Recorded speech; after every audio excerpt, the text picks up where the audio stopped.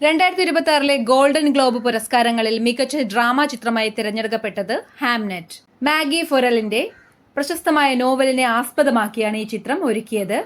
സംവിധാനം Chloe Sao. മികച്ച musical comedy ചിത്രം വൺ ബാറ്റിൽ ആഫ്റ്റർ അനദർ. സംവിധാനം പോൾ തോമസ് ആൻഡേഴ്സൺ. മികച്ച സംവിധായകനും മികച്ച തിരക്കഥാകൃത്തിനുമുള്ള പുരസ്കാരങ്ങളും ഇദ്ദേഹം നേടി. TV സീരീസ് വിഭാഗങ്ങളിൽ മികച്ച സഹനടനായി തിരഞ്ഞെടുക്കപ്പെട്ടത് ഓവൻ കൂപ്പർ. അഡോളസൻസ് എന്ന നെറ്റ്ഫ്ലിക്സ് സീരീസിലെ അഭിനയത്തിനാണ് പുരസ്കാരം ലഭിച്ചത്.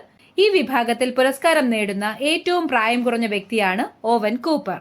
മിസസ് ഇന്ത്യ മത്സരത്തിൽ റണ്ണറപ്പ് കിരീടം നേടിയ മലയാളി ശിഖ സന്തോഷ്. 2026 ജനുവരിയിലെ കണക്ക് പ്രകാരം ലോകത്തെ ഏറ്റവും മൂല്യമുള്ള കമ്പനി എൻവിഡിയ. ഗൂഗിളിന്റെ മാതൃ കമ്പനിയായ ആൽഫബറ്റ് ആണ് രണ്ടാം സ്ഥാനത്ത്. ആർട്ടിഫിഷ്യൽ ഇന്റലിജൻസ് ചിപ്പുകളുടെ നിർമ്മാണമാണ് എൻവിഡിയയുടെ പ്രധാന മേഖല.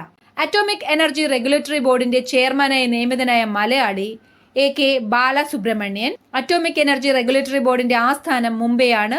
1983 ഇത് രൂപം കൊണ്ടത്. ഓപ്പൺ AI അവതരിപ്പിക്കുന്ന ആദ്യത്തെ AI പവർ ഉപകരണം ഗം ഡ്രോപ്പ്. ചാറ്റ് GPT വികസിപ്പിച്ച കമ്പനിയാണ് ഓപ്പൺ AI.